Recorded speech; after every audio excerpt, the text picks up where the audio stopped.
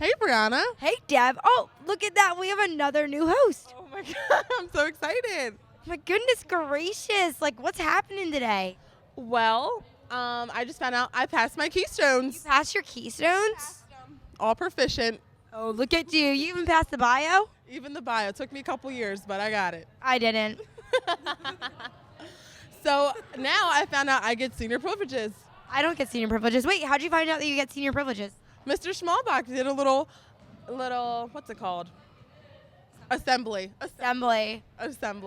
and told us we get a little gold card for passing our Keystones. I'm going to have to go and retake my Keystones right now so I get senior privileges. I'm not even kidding. Like, you think I'm joking. I'm not kidding. They're the best thing that's ever happened in the school. So we have an interview about senior privileges and who actually gets them.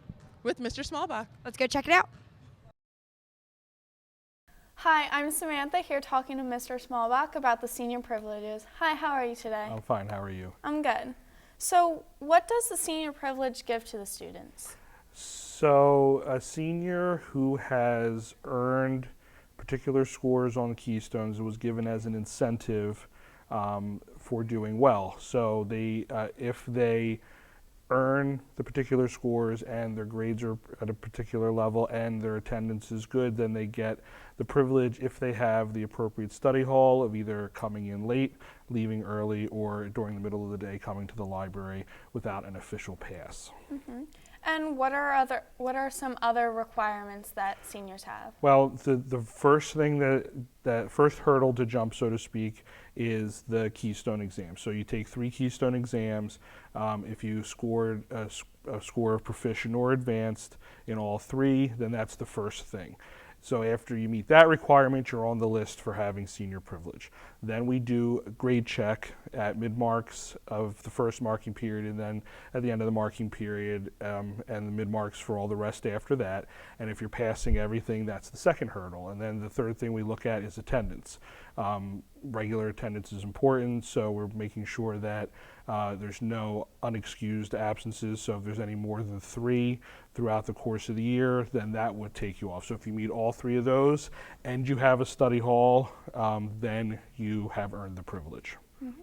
And why do you think the seniors should get these privileges? I think our seniors work hard. You know, taking Keystone tests aren't easy.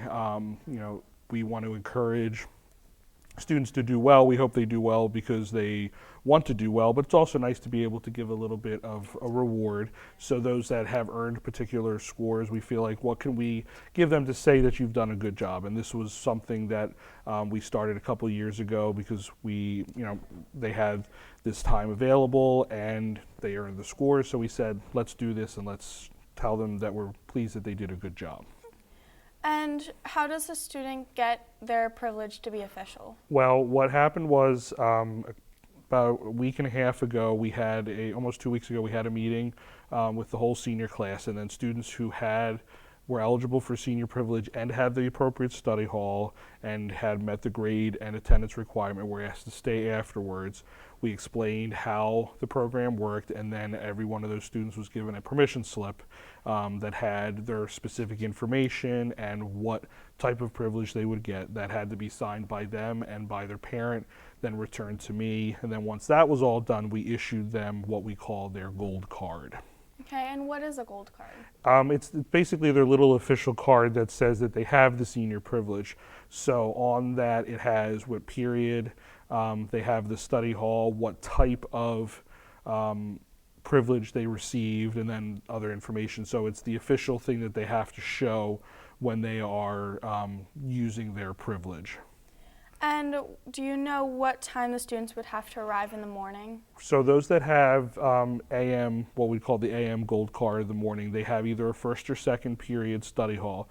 So for the first period study hall, they can come in late any day that we have first period. So any period day and any odd block day. They come in, they have to be in before the end of first period. They have to check in the attendance office, sign in. They have to have their ID and their card. And then once they do that, they come in the building, go to their locker, and then they go to their next period class. Mm-hmm. And what are the afternoon rules? Afternoon is similar but in reverse. So it's 7th and 8th periods. So those that have 8th period, any period day, and even block days, they can leave after the period before. So when 8th period starts, they can go down, they can check out in the attendance office, sign out, and then leave the building. 7th period can leave on the odd block days, just like 2nd period can come in late on even block days only.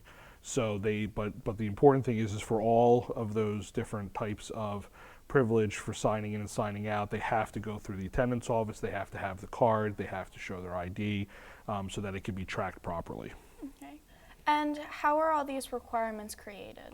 Well, when we were looking at ways that we could recognize students who had worked hard and earned those particular scores, we as a group, our school leadership team, principals, vice principals, sat down and we came up with this and we looked at it and said, okay, we want to give recognition for a job well done on the Keystones, but that's not the only thing that you're here for. Grades obviously are important, regular attendance is important. So if somebody is doing all those things that they're supposed to do and they happen to have that study hall, then we wanted to give them that privilege. So we came up with those criteria that they need to make in order to get it, because it is a privilege. It's not something that everyone automatically gets, and it's honestly not something that existed prior to the Keystone exams. It was something we developed to be a reward and an incentive for that performance. Okay.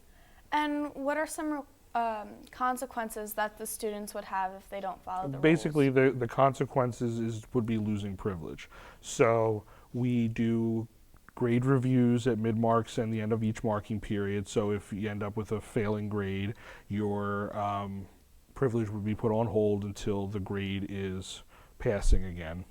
And as far as attendance goes, if you eventually went over the 3 unexcused absences or latenesses, then you would lose privilege, and that one you couldn't earn back because you would have gone over the the unexcused absence threshold. So, I mean, what we want is, there are times where you need to be out of school for a particular reason. We want to make sure that it's being excused properly, that notes and stuff like that. So that won't count against you. It's ones that are unlawful that would be. And then the students that have periods 3, 4, 5, and 6 study halls, unfortunately we can't let them leave the building. They can't come in late because they already have to be here. They can't leave early because they got someplace to be afterwards. So for those periods, what we said is that they can come to the library without having to get another pass.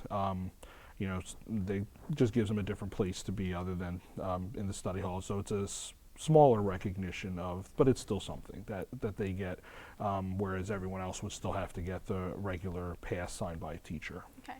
Just to clarify, so if you do lose your privileges, you can regain it by fixing your grades? If grades was the issue, then yes, that can be earned back. So the next time we do the grade checks, we'll go through and everything is shipshape again, then your privilege is reinstated. If it was because of unexcused absences or latenesses, then that's done. The other thing is, as far as the rules go, like if you're not in by the end of first period, you're signing in late, that's going to cause you to lose the privilege. And then same if you're not signing out or not leaving the school grounds like you're supposed to. So there's rules. Everyone when they got their card, they got a sheet that has all the expectations on that explains everything that would happen. Usually we don't have any problem with that. The expectations are clear and everyone follows them. Okay, and is there anything else you would like to add? Just that, we're glad it's a little something that we can do. We're glad that we can do it. We're glad that, that so many kids are eligible. And the funny thing is that in the whole list of eligible, there were like 40 or some more kids that we couldn't give it to because they're carrying a full course load as seniors, which I wish I could give them the privilege, but I'm also glad to see that they're not, stepping back and taking 5 study halls as a senior, that they're really, keeping the academics up too. So good for them as well. So for all the students that earned the privilege, we're very proud of them. Thank you very much. Oh, you're welcome. I'm Samantha, here talking to Mr. Smallbach about senior privilege. Now back to our host.